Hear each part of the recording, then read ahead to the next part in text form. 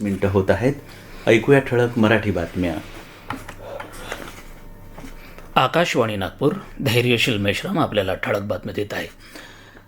अमरावती जिल्ह्यातील आदिवासी क्षेत्र असलेल्या धारणी येथील नागरिक आणि विद्यार्थ्यांसाठी सार्वजनिक वाचनालय उभारण्यात येणार असून यासाठी डॉक्टर हेडगेवार जन्मशताब्दी सेवा समिती अकोला शाखा धारणी या संस्थेला शासकीय जागा उपलब्ध करून देण्याचा निर्णय राज्य शासनाने घेतला आहे.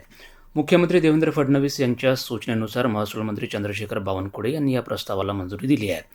महसूल विभागाने आज या संदर्भातील आदेश जारी केला.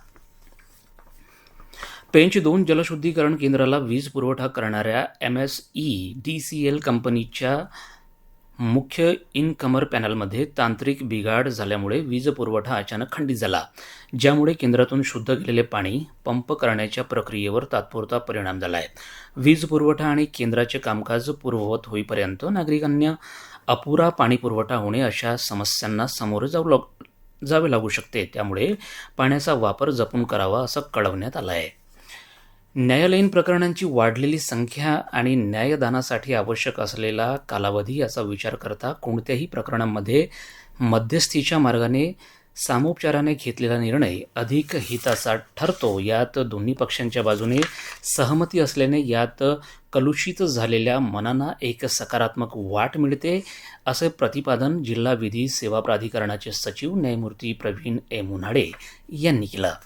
जिल्हा न्यायालयाच्या सभागृहात आयोजित जनजागृती कार्यक्रमात ते बोलत होते.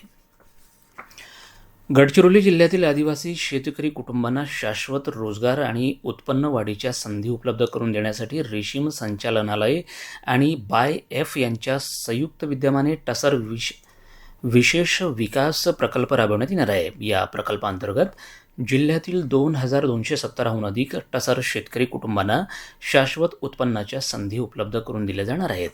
हवामान.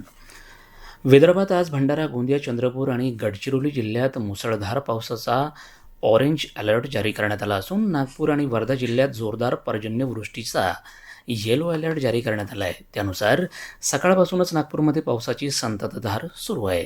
याबरोबर हे ठळक बातमीपत्र संपलं.